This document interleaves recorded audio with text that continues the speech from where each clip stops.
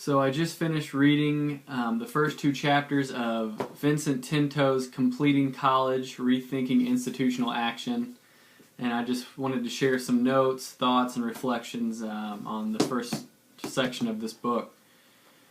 So basically, Tinto in the first chapter is sort of an introduction where he gives some alarming statistics and shows that today's college students aren't persisting through to graduation. A small percentage are earning their degrees, and as a result, I don't think anyone could really argue that it's affecting America and our nation is suffering due to the lack of properly educated college students. On page 2, he goes on to describe some of these consequences that America faces for not having an effective system of higher education. He writes, on a range of issues from voting, health, unemployment, etc., it is evident that the costs to our society of not providing higher education to our citizens are considerable.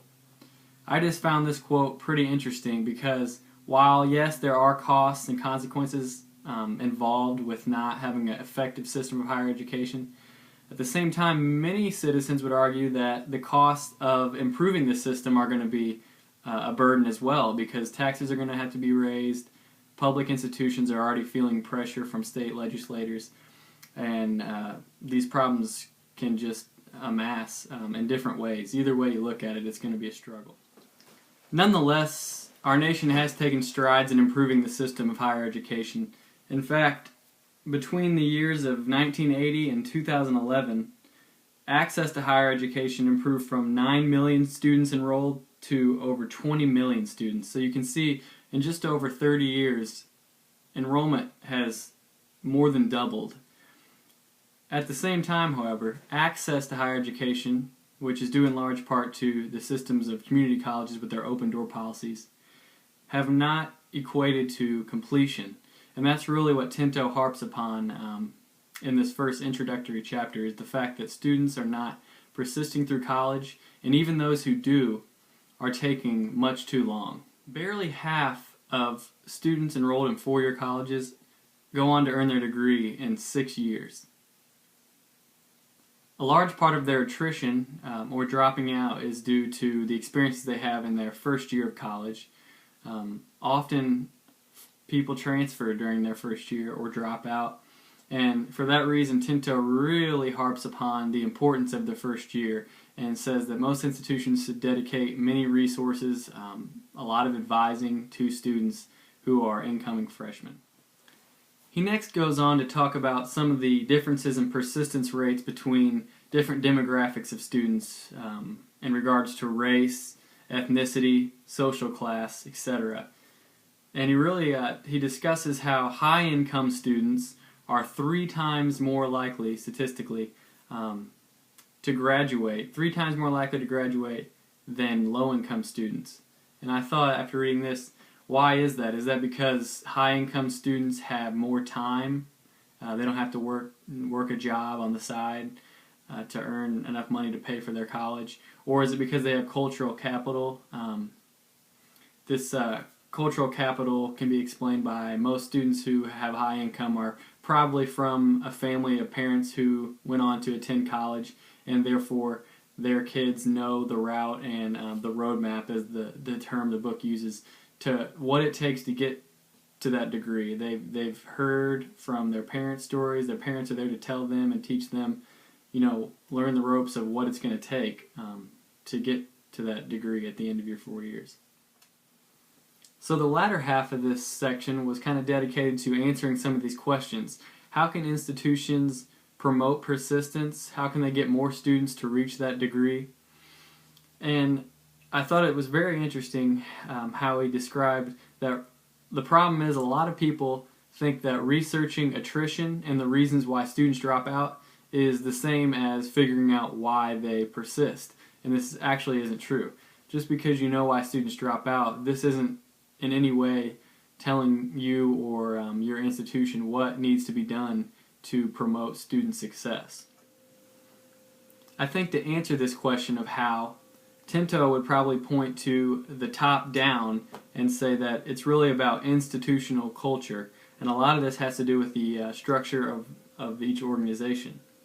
We always hear people talk about cross-campus collaborations and partnerships between academic affairs and student affairs, but often there's so many bureaucratic divisions within an organizational structure that it forms barriers between different offices, and it's hard for anyone to really partner with each other in doing what's best for the student. As Tinto writes, too often institutions invest in a laundry list of actions, one disconnected from the other. The result is an uncoordinated patchwork of actions whose sum impact on student retention is less than it should be. Moreover, and just as important, most institutional efforts have been situated at the margins of student educational life. They have neglected the classroom. And I think that's a big part of it is focusing on the classroom.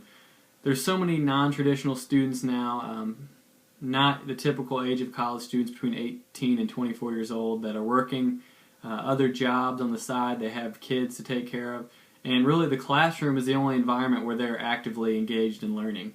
So a lot of times we think of student affairs work as outside the classroom and promoting these campus activities and ways of learning, which is true. But at the same time, we need to form partnerships with faculty members and work with the institution as a whole to get inside the classroom where students' learning is most effective.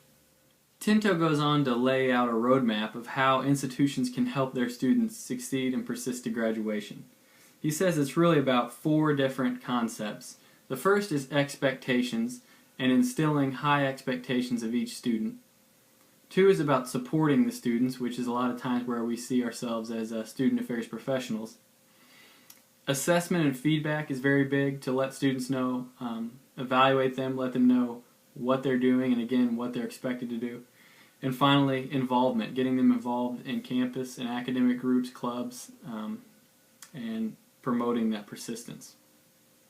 The second chapter is really dedicated to the idea of expectations, and he gives a more elaborate viewpoint of what he means by expectations. I think much of expectations has to do with mentorship. Thinking back to my own experience as an undergraduate, coming in freshman year, I had my own doubts and even thoughts of transferring like a lot of students do. But interestingly for me, the housing complex that I lived in, they paired me with a senior student, which is, rarely you hear about a freshman and a senior being paired together. But this actually helped me get through the tough times of the freshman year because my roommate had been through a lot of the trials and tribulations that I was going through, and he knew the roadmap of how to persist and how to get towards that degree. So him letting me know what to expect in turn was a big reason why I was able to get on to that second, third year where Tinto says persistence is a lot more likely when you get over that first initial year. Finally, he goes on to give some examples of how these expectations can be passed down and how collaboratively each division in the university can help together promote student success. And one way was a lot of institutions are starting to extend their orientation programs for freshmen, giving them better ideas of what to expect in college. This was something that I encountered as a freshman. We had what was called the freshman seminar, where they would have 3-hour classes 4 times, once each week for a month. And teaching those classes were advisors, which is another aspect of in the book that Tinto describes to help promote student success is embedding services. So not only were we extending orientation at Louisville by having these classes, 3-hour classes once a week, but they were also embedding the advising services, so student affairs would come into the classroom and increase their services and reach to students. Finally, the third way that some of this is done to give better expectations to freshmen is through the freshman reading books. I know a lot of times this is done at Ball State and many other schools, and it actually deals with one of the other readings we were assigned this week and kind of what kind of literature we're assigning to freshmen, helping them connect through what they read and giving them some common ground and expectations as they step onto campus. So that was, in a nutshell, the first and second chapters of Tinto's book, Completing College. There will be more to come. Stay tuned, and thank you again for watching.